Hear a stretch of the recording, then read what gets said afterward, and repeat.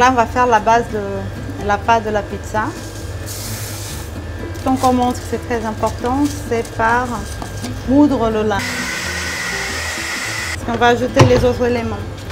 Donc, graines de courge, le céleri, on va les couper, un peu d'origan, de l'eau, de sel.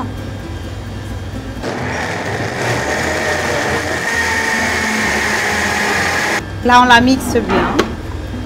On va la renverser dans un bac, on va laisser reposer un peu. On étale la pâte, elle devient avec ses consistances qui est un peu gluant mais aussi un peu flexible. On sort l'emporte-pièce. On va la mettre au déshydrateur 4 et 6 heures. Je décolle le papier.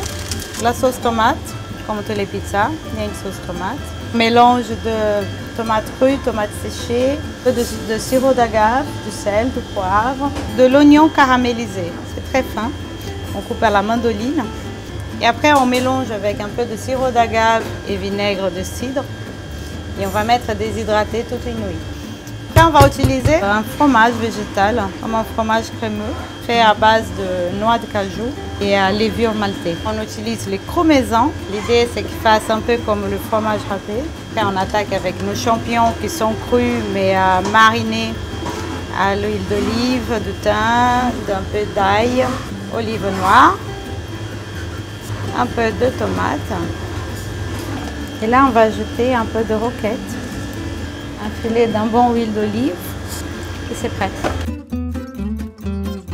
Nous allons procéder à un test gustatif par une personne lambda, par exemple moi.